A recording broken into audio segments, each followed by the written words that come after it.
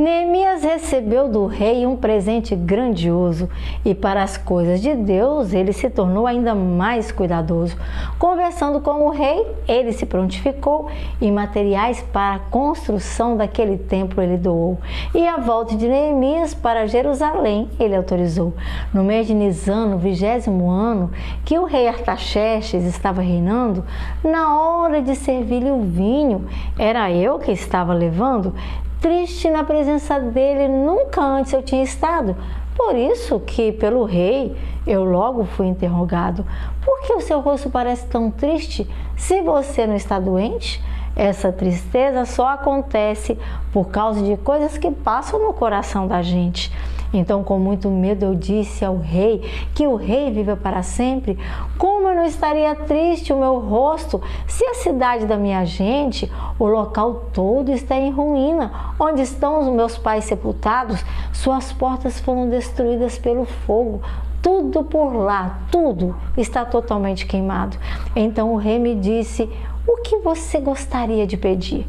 Então orei ao Deus dos céus e ao rei eu respondi: se for do agrado do rei e o seu servo puder contar com a benevolência do rei, que ele me deixe ir à cidade de Judá, onde meus pais estão enterrados, para que eu possa ajudar a reconstruir os seus muros e aquelas paredes levantar. Então o rei, com a rainha que estava sentada ao seu lado, perguntou-me: quanto tempo você ficará por aquele outro lado? Quanto tempo levará a viagem? Quando é que você voltará? Então marquei um prazo com o rei e ele comigo acabou por concordar. E a seguir acrescentei: se for do agrado do rei, que me dê cartas aos governadores do Trans-Eufrates e para eles eu levarei, para que me deixem passar até chegar a Judá, e que me dê também uma carta para Asaf, guarda da floresta do rei, para ele então poder me ajudar, para que ele me forneça madeira para as vigas das portas da cidadela, que junto ao templo do Senhor, junto ao templo está, do muro da cidade, da residência, também que eu irei ocupar. Visto que a bondosa mão de Deus estava sobre mim, o rei atendeu os meus pedidos em tudo que eu pedi, enfim. Com isso fui aos governadores do Trans-Eufrates e lhe entreguei as cartas que eu tinha trazido, que eu tinha pegado das mãos do rei.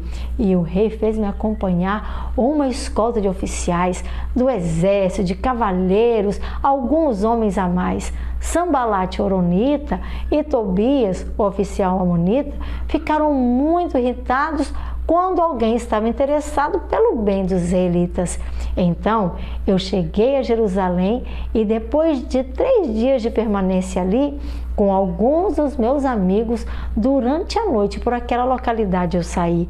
O que o meu Deus havia posto, eu não havia contado a ninguém, aquilo que estava em meu coração para que eu fizesse por Jerusalém. Não levava nenhum outro animal, além daquele em que eu estava montado, e então de noite eu saí pela porta do vale e me dirigi bem ali para o outro lado, na direção da fonte do dragão e da porta do esterco também. Eu fui examinando que havia sido derrubado todo o muro de Jerusalém e suas portas que haviam sido destruídas pelo fogo. Então fui até a porta da fonte e do tanque do rei do povo, mas ali não havia espaço nem para o meu animal passar. Por isso eu subi o vale, era noite ainda por lá, e eu fui examinando o muro. Finalmente eu voltei e pela porta do vale eu novamente entrei.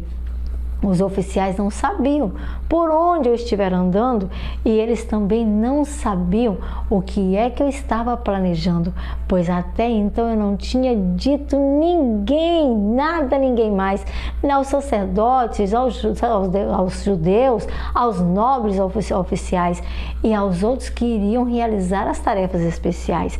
Então eu lhes disse: vocês estão contemplando, vendo a situação terrível em que nós estamos passando. Jerusalém está em ruínas e suas portas pelo fogo foram destruídas.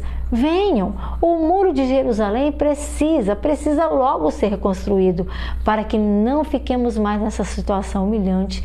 Também lhes contei como Deus tinha sido contagiante, como fora bondoso comigo e aquilo que o rei me dissera antes. E eles responderam: sim, nós vamos recomeçar começar a reconstrução.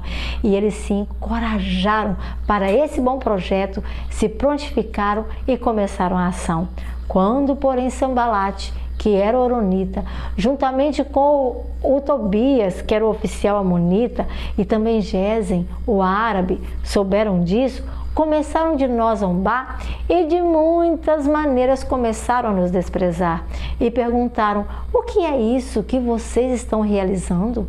É contra o rei que vocês estão se revoltando? Eu lhes respondi: o Deus do céu fará que nós sejamos bem-sucedidos para esta obra realizar. Nós, os seus servos, começaremos logo a reconstrução, mas no que lhes diz respeito, vocês nem têm parte com isso não, nem direito legal sobre Jerusalém, e em sua história não há nada de memorável que favoreça dentre vocês mesmos, não favoreça ninguém, porque ninguém de vocês para nós é amável. E assim termina o capítulo 2 de Neemias. Neemias começa a ação, ele incentiva o povo, leva o povo a agir de maneira pontual, de maneira evidente e forte. Você e eu também podemos fazer alguma coisa. O que precisa ser construído na sua vida? É a sua saúde?